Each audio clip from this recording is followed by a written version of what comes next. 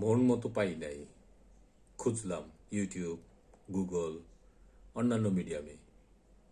খুঁজলাম কি করে বইয়ের প্রচারণা করা যায়। ওরা প্রোমো বানাতে বলে, কারো বাইক নিতে বলে নিয়ে তারপর বুস্ট করতে বলে, মানে ওদের টাকা দাও। ওদের টাকা দিব কেন? ওদের থেকে আরো টাকা নিব।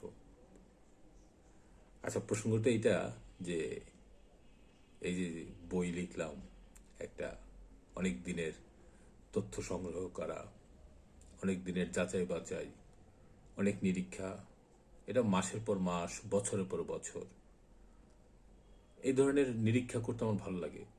হ্যাঁ, লিখলাম এবার শাহজালালকে নিয়ে একটি উপন্যাস। এই উপন্যাসে কি আছে, কোন দিকটা ধরেছি শাহজালালের? কারণ শাহজালালের অনেক দিক আছে। তার আধ্যাত্মিক দিক, তার রাজনৈতিক দিক, তিনি একজন যোদ্ধাও, তিনি কেন এলেন এই উপমহাদেশে, কেন এলেন সিলেটে, হ্যাঁ, এইসব বিষয়। তিনি একজন প্রখ্যাত সুফি সাধকও। তো তার মধ্যে যে অনেকগুলি বিষয় আছে, আমরা তো একটা ছোট্ট উপন্যাসে সবগুলো বিষয় তুলে ধরা কঠিন। আমি ওদিকে যাই নাই। আমি একটি সরল রেখায় শাহজালালকে দেখতে চেয়েছি, একজন মানুষ হিসেবে, একজন প্রতিবাদকারী হিসেবে, ন্যায়পরায়ণ মানুষ হিসেবে।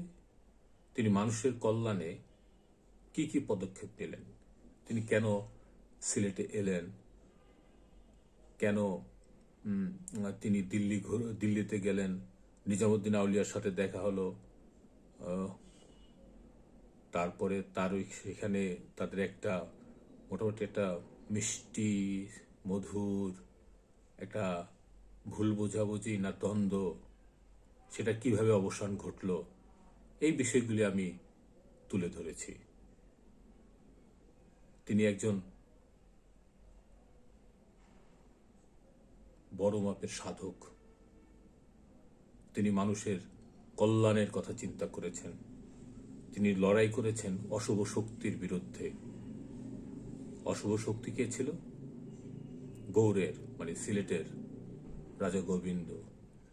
এই অত্যাচারীর রাজার তিনি অবসান চাইতেন। সেরকম একটা প্রেক্ষাপট তৈরি হয়েছিল। এক টুকরা গরুর মাংস, শুধু এক টুকরা গরুর মাংস একটা পরাক্রমশালী রাজাকে কিভাবে রাজ্যচ্যুত করে, সেই গল্প শাহজালাল। পড়ার আমন্ত্রণ জানাচ্ছি।